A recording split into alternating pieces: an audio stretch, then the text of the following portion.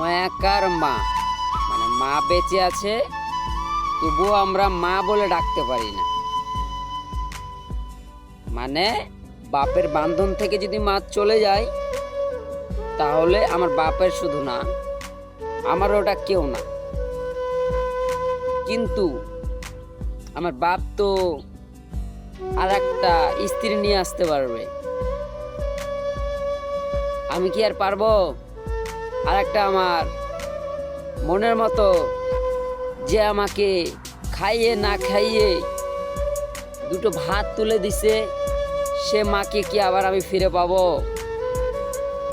মানে তারও স্ত্রী না কিন্তু আমারও মা না।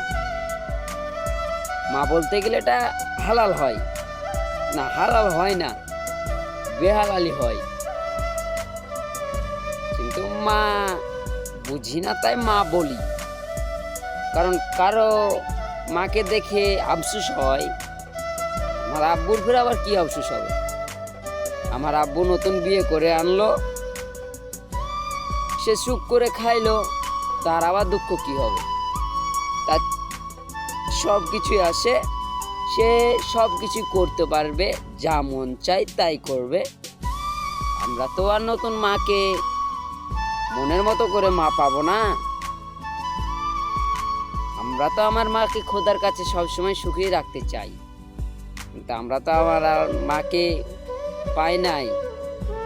মানে এই 4 আঙ্গুল কপালকে দোষ দিব না, হয়তো আমার ভাগ্যের দোষ ছিল।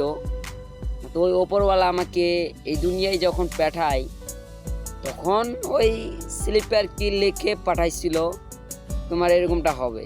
তো কাউকে দোষ দিব না, আল্লাহ যখন এমনটা করছে ওই আল্লাহ সমাধান করবে।